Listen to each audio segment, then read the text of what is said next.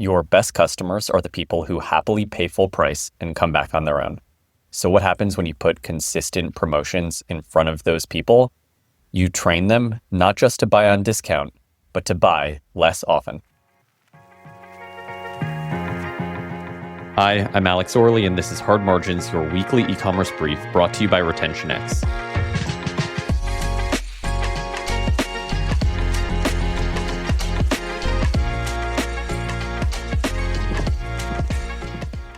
RetentionX closes the loop from identity to insight to agentic execution, helping commerce brands understand customer value, identify growth opportunities, and execute against those opportunities through intelligent workflows and agents. If you have questions or topics you'd like covered, reach out directly, alex@hardmargins.com. This week, we're talking about what I call the hesitation window. What happens when your best customers learn that a discount is coming again and again, and why it costs you both margin and orders, and some operator moves that you can implement to stop it. Let's start with the customer who matters most here, the one who buys at full price. That person has already told you something valuable. Price is not the barrier. They see the value, they buy without an incentive, and they come back on their own rhythm. That's about the best customer you can have.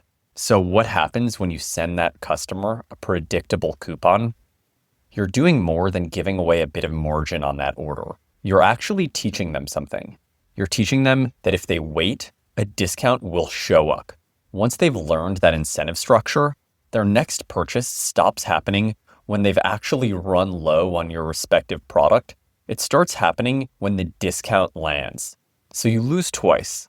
You give up margin on an order that would have been full price, and over time you get fewer orders because a customer who's trained to wait buys less often than ones who just buy when they're ready.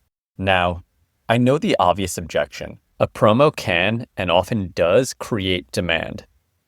But the customers of that promotion are not who we're talking about in this instance. We're talking about the customers who were going to buy anyway. For them, the promotion doesn't create the order, it just teaches them to hold out for the next one. Let me make this concrete. Picture your steadiest customers. They like the product, they know what it's worth, and they reorder without any nudge from you.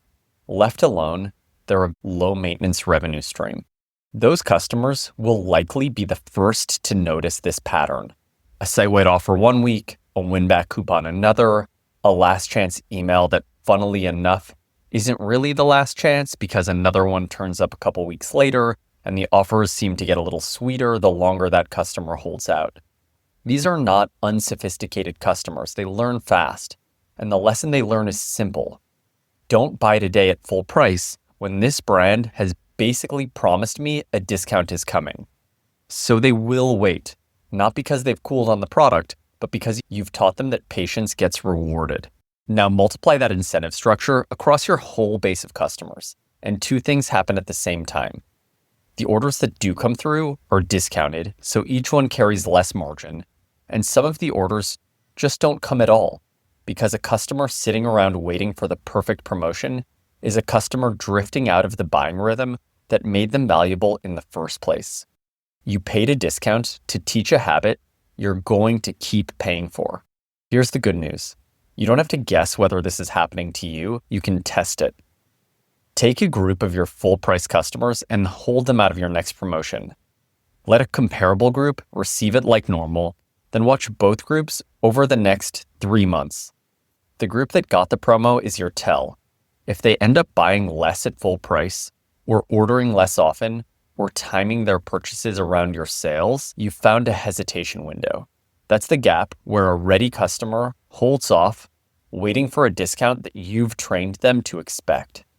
And the reason this is so dangerous is that it hides behind good-looking numbers. The promotion still looks like a win. Orders cluster around the sale. Promo attributed revenue climbs.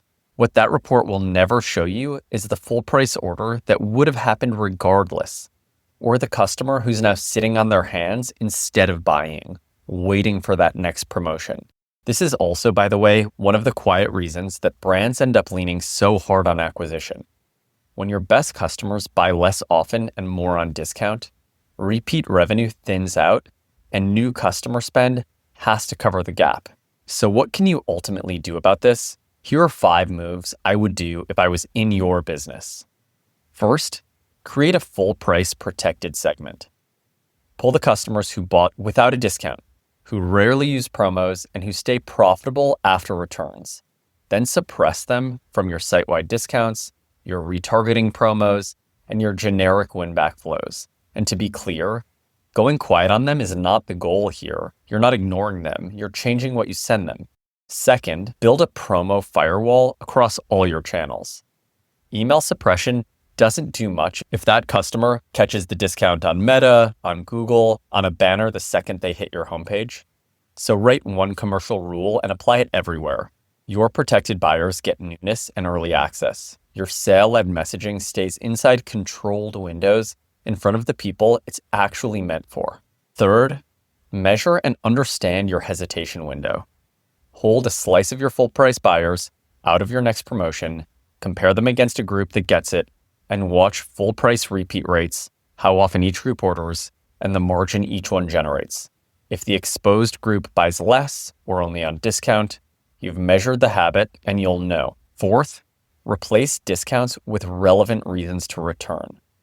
For a customer who already accepts your price, the next message should answer why to buy next, not how cheaply.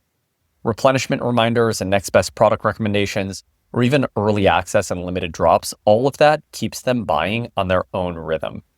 A blanket discount actually interrupts that rhythm.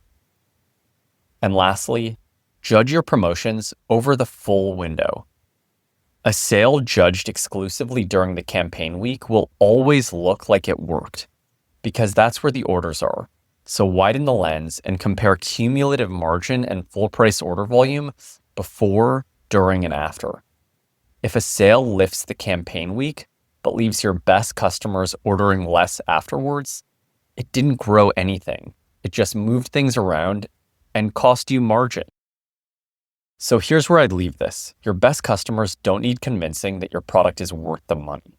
They settled that day, they paid full price. What they need is a reason to come back when they're ready, and no reason to believe that holding out will be rewarded. Protect the customers who buy on their own, keep your pricing credible, and save your discounts for the people whose behavior actually earns it. Because every time you put a coupon or a discount in front of someone who would have paid full price, you teach a habit you'll pay for on every subsequent order. Thanks for listening. I'm Alex Orley. This has been Hard Margins, brought to you by RetentionX. If you have questions or topics you'd like covered, reach out, alex@hardmargins.com. I'd love to hear from you. I'll see you here next week.